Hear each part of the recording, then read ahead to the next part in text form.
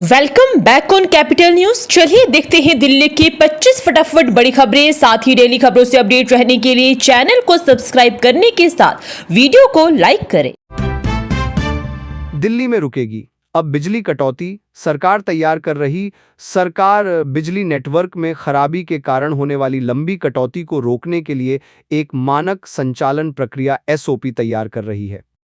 पिछले साल अगस्त में 220 केवी ग्रिड फेल होने और जून 2024 में गाजियाबाद के मंडोला सबस्टेशन में आग लगने जैसी घटनाओं के बाद यह निर्णय लिया गया। दिल्ली ऑपरेशन कोऑर्डिनेशन कमेटी ने एक विशेषज्ञ समिति का गठन किया है जो इस एसओपी को तैयार करेगी ताकि भविष्य में बिजली आपूर्ति बाधित न हो। दिल्ली में 60 उपभोक्ताओं को नहीं मिल रहा पानी का बिल, सरकार बदल रही बिलिंग सिस्टम। इन समस्याओं का होगा निवारण।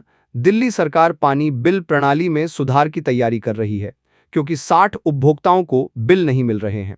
जल मंत्री प्रवेश वर्मा ने बताया कि 29 लाख पंजीकृत कनेक्शन हैं जो वास्तविक संख्या से कम है। सॉफ्टवेयर में बदलाव कर इसे ग्राहक अनुकूल बनाया जाएगा। यह बदलाव लेट पेमेंट सरचार्ज माफी योजना पर भी असर डालेगा जो अब वाणिज्यिक उपभोक्ताओं तक बढ़ाई जाएगी। दिल्ली में अब नहीं चलेगी प्राइवेट स्कूलों की मनमानी। एचसी ने सरकार का आदेश रखा बरकरार, बनेगी नई कमेटी। दिल्ली हाईकोर्ट ने निजी स्कूलों की फीस रेगुलेट करने के दिल्ली सरकार के आदेश पर रोक लगाने से इनकार कर दिया है। हालांकि कोर्ट ने स्कूल स्तर की कमेटियां गठित करने की अंतिम तिथि जनवरी से बढ़ाकर 20 जनवरी कर दी है। प्रस्तावित फीस जमा करने की अंतिम तिथि भी 25 जनवरी से 5 फरवरी तक बढ़ा दी गई है। यह फैसला दिल्ली स्कूल शिक्षा अधिनियम 2025 की संवैधानिक वैधता को चुनौती देने वाली याचिकाओं पर आया। दिल्ली में जनकपुरी के इस क्रॉसिंग पर जाम से मिलेगी मुक्ति। पीडब्ल्यूडी बनाएगा नया फ्लाईओवर। जनकपुरी के पंखा रोड क्रॉसिंग पर यातायात जाम खत्म करने के लिए पीडब्ल्यूडी एक फ्लाईओवर बनाएगा। यह फ्लाईओवर डीएसयू कॉलोनी से जनकपुरी के डी ब्लॉक तक बनेगा। इसके लिए 2 करोड़ रुपए के व्यवहार्यता अध्ययन को मंजूरी दी गई है। यह सड़क पश्चिमी दिल्ली को नई दिल्ली और दिल्ली कैंटोनमेंट से जोड़ती है जिससे यहां भारी जाम लगता है। जल्द ही सर्वे शुरू होगा और रिपोर्ट के आधार पर निर्माण कार्य तय होगा। दिल्ली में ठोस कचरा प्रबंधन से पब्लिक हेल्थ इमरजेंसी का खतरा। एनजीटी ने जताई गहरी चिंता। एनजीटी ने दिल्ली के ठोस कचरा प्रबंधन पर गंभीर चिंता जताई है, चेतावनी दी कि यह जन स्वास्थ्य आपातकाल को जन्म दे सकता है। प्रतिदिन 11 टन कचरा उत्पन्न होता है जिसमें से 3 टन अनुपचारित रहता है। ट्रिब्यूनल ने दिल्ली सरकार को नियमित रिपोर्ट देने का निर्देश दिया। यमुना प्रदूषण पर भी चिंता व्यक्त की गई क्योंकि 9 एसटीपी मानकों के अनुरूप काम नहीं कर रहे हैं जिससे अनुपचारित सीवेज नदी में बह रहा है। दिल्ली हाई कोर्ट ने आरबीआई ओम्बड्समैन के निर्देश पर लगाई रोक। 17 मार्च को होगी अगली सुनवाई। दिल्ली हाई कोर्ट ने आरबीआई ओम्बड्समैन द्वारा खारिज शिकायतों की दूसरे स्तर पर मानवीय समीक्षा के एकल न्यायाधीश पीठ के आदेश पर रोक लगा दी है। मुख्य न्यायाधीश देवेंद्र कुमार उपाध्याय और न्यायमूर्ति तेजस कारिया की पीठ ने आरबीआई की अपील स्वीकार की। सॉलिसिटर जनरल तुषार मेहता ने तर्क दिया कि एकल पीठ ने अपनी शक्तियों का उल्लंघन किया और वैधानिक योजना में हस्तक्षेप किया। अगली सुनवाई 17 मार्च को होगी। इन पार्टनर के लिए डिप्लोमेटिक पासपोर्ट लेना गंभीर दुराचार नहीं। दिल्ली एचसी ने पूर्व रॉ अधिकारी को दी बड़ी राहत। दिल्ली हाईकोर्ट ने एक पूर्व रॉ अधिकारी को राहत दी है जिसमें कहा गया कि लिव इन पार्टनर और बच्चों के लिए डिप्लोमेटिक पासपोर्ट लेना गंभीर दुराचार नहीं है। कोर्ट ने अधिकारी की रोकी गई 50% पेंशन और ग्रेच्युटी ब्याज सहित जारी करने का आदेश दिया। विभाग को लिव इन पार्टनर और बच्चों को पारिवारिक पेंशन व सीजीएचएस सुविधाओं में शामिल करने पर भी विचार करने को कहा गया। अधिकारी ने रिश्ते की जानकारी पहले ही दी थी। तुर्कमान गेट पत्थरबाजी मामला 5 आरोपियों को 13 दिन की न्यायिक हिरासत में भेजा। जमानत पर कल होगी सुनवाई। तुर्कमान गेट के पास फैज ए इलाही मस्जिद में हुई पत्थरबाजी घटना में 30 हजारी कोर्ट ने 5 आरोपियों को 13 दिन की न्यायिक हिरासत में भेजा है। मोहम्मद आरिफ, काशिफ, अदनान, मोहम्मद कैफ और समीर पर भारतीय न्याय संहिता की विभिन्न धाराओं के तहत मामला दर्ज किया गया है। उनकी जमानत याचिकाओं पर शुक्रवार को सुनवाई होगी। इस मामले में अब तक कुल 11 लोग गिरफ्तार हुए हैं, जिनमें एक नाबालिग भी शामिल है। दिल्ली में कंपकंपाहट वाली ठंड का कहर। आईएमडी ने जारी किया येलो अलर्ट। दिल्ली में मंगलवार से कड़ाके की ठंड पड़ रही है। गुरुवार को न्यूनतम तापमान और गिर गया। भारत मौसम विज्ञान विभाग आईएमडी ने शुक्रवार सुबह घने कोहरे की संभावना के चलते येलो अलर्ट जारी किया है। दिल्ली का न्यूनतम तापमान 5.8 डिग्री सेल्सियस दर्ज किया गया, जबकि पालम में यह 4.8 डिग्री रहा। अगले कुछ दिनों तक शीतलहर जारी रहने का अनुमान है। वायु गुणवत्ता सूचकांक AQI 280 के साथ खराब श्रेणी में है। भारत मंडपम में लग रहा 53वां विश्व पुस्तक मेला। धर्मेंद्र प्रधान करेंगे उद्घाटन। 53वां विश्व पुस्तक मेला जनवरी को भारत मंडपम में शुरू होगा, जिसका उद्घाटन केंद्रीय शिक्षा मंत्री धर्मेंद्र प्रधान करेंगे। नेशनल बुक ट्रस्ट द्वारा आयोजित यह मेला 18 जनवरी तक चलेगा और पहली बार इसमें प्रवेश निःशुल्क होगा। कतर गेस्ट ऑफ ऑनर और स्पेन फोकस कंट्री होगा। इस वर्ष की थीम भारतीय सैन्य इतिहास, वीरता और ज्ञान 75 है, जिसमें 35 से अधिक देशों के प्रकाशक भाग लेंगे। क्या है दिल्ली स्पेशल प्रोविजंस एक्ट? अवैध निर्माण पर कार्रवाई में आ रही बड़ी बाधा। पूरी detail. Delhi special provisions act राजधानी दिल्ली में अवैध निर्माण और अतिक्रमण के खिलाफ कार्रवाई करने में बाधा बन रहा है। तत्कालीन कांग्रेस सरकार ने सुप्रीम कोर्ट द्वारा नियुक्त मॉनिटरिंग कमेटी के निर्देशों पर 2006-07 में अवैध निर्माण और अतिक्रमण के खिलाफ कार्रवाई के बाद यह एक्ट संसद में पेश किया था। इस एक्ट के अनुसार एक तय समय सीमा के भीतर अवैध निर्माण और अतिक्रमण के खिलाफ कार्रवाई नहीं की जा सकती। इसे इस एक्ट के तहत सुरक्षा मिली हुई है। इससे एजेंसियां इस एक्ट का हवाला देकर कार्रवाई न करने का बहाना बनाती हैं। हालांकि हाई कोर्ट और सुप्रीम कोर्ट के निर्देशों पर अलग अलग समय पर अवैध निर्माण और अतिक्रमण के खिलाफ कार्रवाई की गई है, लेकिन एमसीडी खुद से कार्रवाई नहीं करती है। डूसू संयुक्त सचिव का निलंबन समय से पहले समाप्त। दिल्ली विश्वविद्यालय ने बहाल किया पद। दिल्ली विश्वविद्यालय ने डूसू संयुक्त सचिव दीपिका झा का निलंबन निर्धारित अवधि से पहले समाप्त कर दिया है। उनके आचरण की समीक्षा के बाद यह निर्णय लिया गया, जिससे वह अपना पद पुनः संभाल सकेंगी। दीपिका को नवंबर 2025 में एक शिक्षक से मारपीट के आरोप में निलंबित किया गया था। विश्वविद्यालय के आदेशानुसार 5 जनवरी 2026 को उनके आवेदन पर विचार कर यह फैसला लिया गया। प्रधानमंत्री करें साफ, तेल आयात को लेकर अपने निर्णय क्यों बदले? अरविंद केजरीवाल ने पीएम मोदी से मांगा स्पष्टीकरण। अरविंद केजरीवाल ने प्रधानमंत्री मोदी से रूसी तेल आयात पर बाहरी दबाव के कारण लिए गए निर्णयों में बदलाव पर स्पष्टीकरण मांगा है। उन्होंने कहा कि प्रधानमंत्री की चुप्पी से भारत की संप्रभु राष्ट्र की छवि धूमिल हो रही है। केजरीवाल ने यूरोपीय नेताओं की टिप्पणियों और ट्रंप की धमकियों का हवाला देते हुए पूछा कि क्या राष्ट्रीय हितों से समझौता किया जा रहा है। आईआईटी दिल्ली में युवाओं का innovation show design for Bharat से दिखा 2047 का विजन। आईआईटी दिल्ली में design for Bharat youth innovation challenge 2026 प्रदर्शनी आयोजित हुई। इसमें दिल्ली की 19 युवा टीमों ने 2047 तक भारत को विकसित राष्ट्र बनाने के लिए सामाजिक, शैक्षिक और तकनीकी चुनौतियों के समाधान प्रस्तुत किए। युवा कार्य एवं खेल मंत्रालय की यह पहल युवाओं में नवाचार और समस्या समाधान को बढ़ावा देती है। प्रदर्शनी में विभिन्न शैक्षणिक संस्थानों के नवाचारों को सराहना मिली, जो युवाओं को सामाजिक बदलाव का वाहक बनाते हैं। डूसू संयुक्त सचिव का निलंबन समय से पहले समाप्त। दिल्ली विश्वविद्यालय ने बहाल किया पद। डूसू संयुक्त सचिव का निलंबन समय से पहले समाप्त। दिल्ली विश्वविद्यालय ने बहाल किया पद।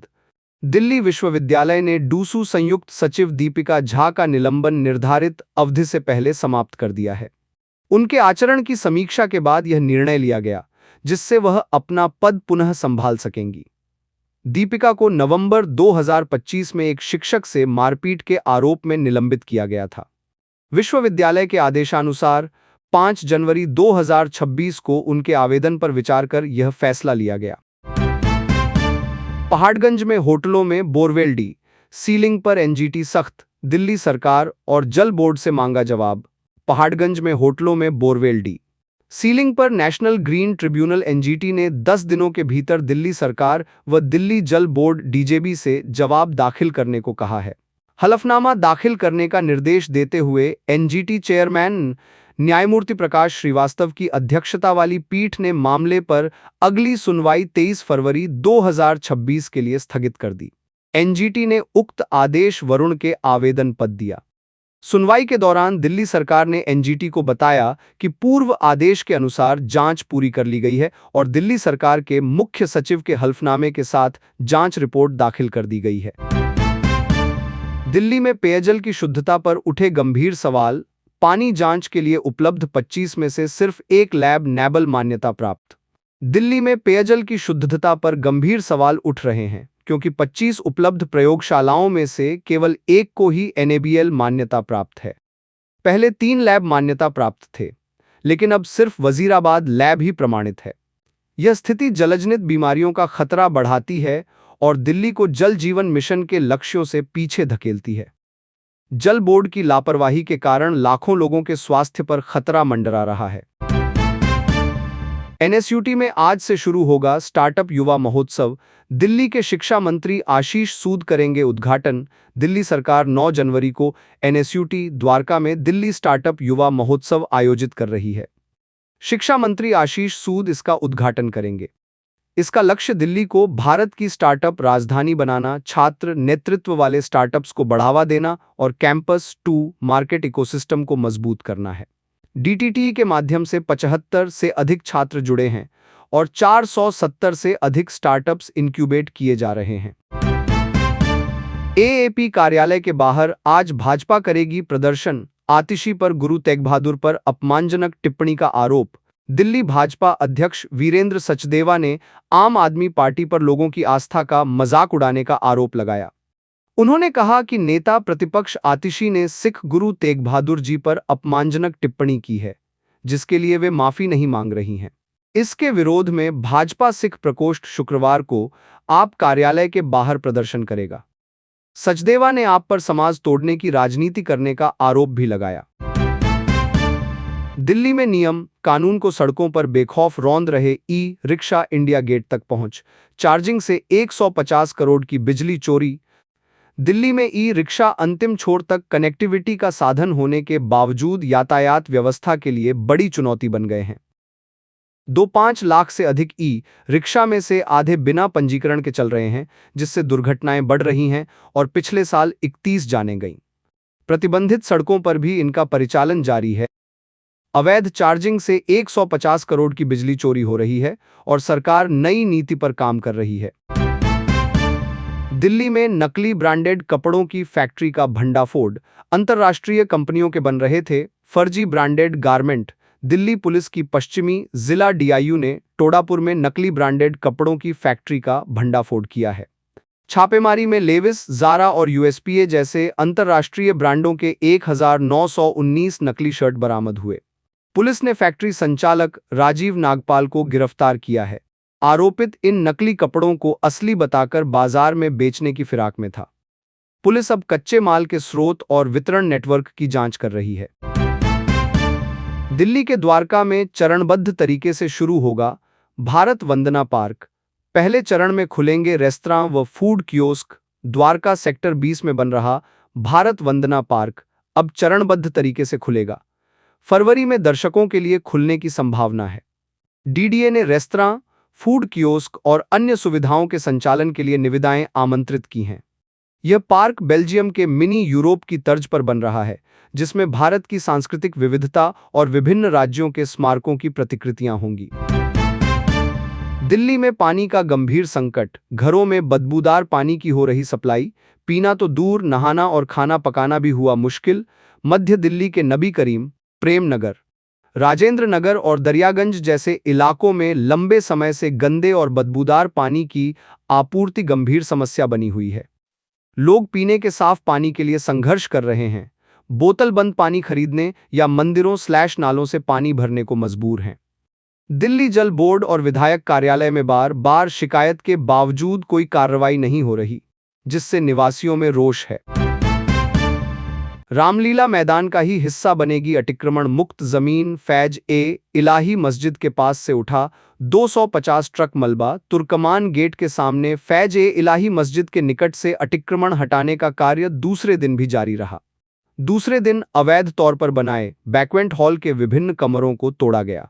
इसके साथ ही मस्जिद के मुख्य गेट पास पीडब्ल्यूडी की जमीन पर 2500 वर्ग फीट और भूमि को खाली कराया गया है। 39,000 वर्ग फीट जमीन होगी। यह अतिक्रमण पीडब्ल्यूडी रोड पर था तो अवैध तरीके से घेर रखा था, इसे भी हटा दिया गया है।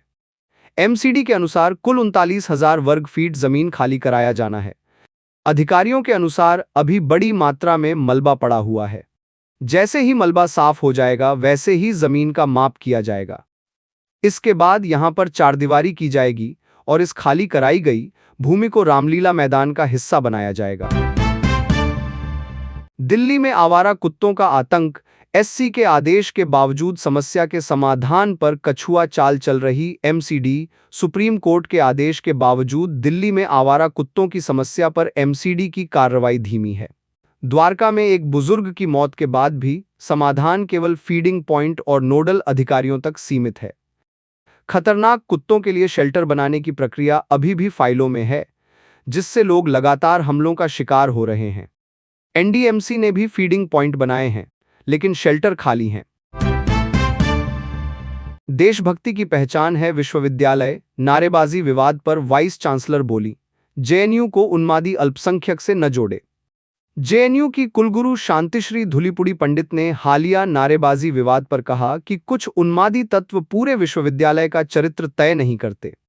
उन्होंने जोर दिया कि जेएनयू एक राष्ट्रवादी और अंतर्राष्ट्रीय स्तर पर मान्यता प्राप्त संस्थान है जो 24 घंटे के भीतर सामान्य हो गया।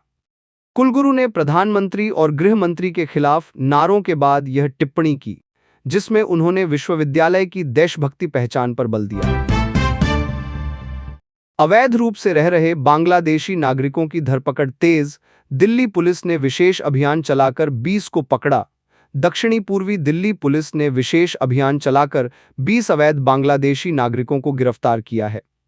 इनकी गिरफ्तारी के बाद होने वाली प्रेस वार्ता स्थगित कर दी गई, जिसका कारण 2 आरोपियों से पूछताछ या पुलिस मुख्यालय में प्रेस वार्ता बताया जा रहा है। ये नागरिक सुरक्षा के लिए चुनौती बने हुए हैं और अक्सर अपराधों में लिप्त पाए जाते हैं, जिन पर पुलिस कार्रवाई कर रही है। डीयू में छिड़ा नया विवाद। वॉल ऑफ डेमोक्रेसी गायब होने पर भड़के छात्र। क्या है इतिहास और अहम भूमिका? दिल्ली विश्वविद्यालय से वॉल ऑफ डेमोक्रेसी हटाए जाने पर छात्र संगठनों में नाराजगी है। यह दीवार छात्रों के लिए अपनी बात रखने का महत्वपूर्ण मंच थी, खासकर छात्र संघ चुनावों के दौरान। प्रशासन ने बिना किसी पूर्व सूचना के इसे हटा दिया, जिससे लोकतांत्रिक अभिव्यक्ति पर सवाल उठ रहे हैं। छात्रों का आरोप है कि यह कदम उनकी आवाज को सीमित करने जैसा है, जबकि विश्वविद्यालय प्रशासन ने हटाने का कोई ठोस कारण नहीं बताया है। दिल्ली के साकेत कोर्ट में एक कर्मचारी ने बिल्डिंग से कूदकर दी जान। पुलिस को मिला सुसाइड नोट। राजधानी दिल्ली में साकेत कोर्ट परिसर में एक स्टाफ कर्मचारी द्वारा आत्महत्या करने का मामला सामने आया है। पुलिस की अब तक की जांच के अनुसार एक कोर्ट स्टाफ मेंबर ने एक बिल्डिंग से कूदकर आत्महत्या कर ली है। बता दें कि अभी यह पता नहीं चल सका है कि अदालत के कर्मचारी ने आत्महत्या क्यों की है। पुलिस सभी बिंदुओं पर गहनता से जांच कर रही है। पुलिस ने बताया कि घटनास्थल से सुसाइड नोट भी मिला है। फिलहाल दिल्ली पुलिस पूरे मामले की जांच कर रही है। जांच के बाद ही पता चल सकेगा कि आखिर आत्महत्या का कारण क्या है। दोस्तों, वीडियो पसंद आया तो वीडियो को लाइक एवं चैनल को सब्सक्राइब कीजिए और कमेंट करके बताइए कि आप दिल्ली के किस जगह से इस वीडियो को देख रहे हैं। जय हिंद, वंदे मातरम।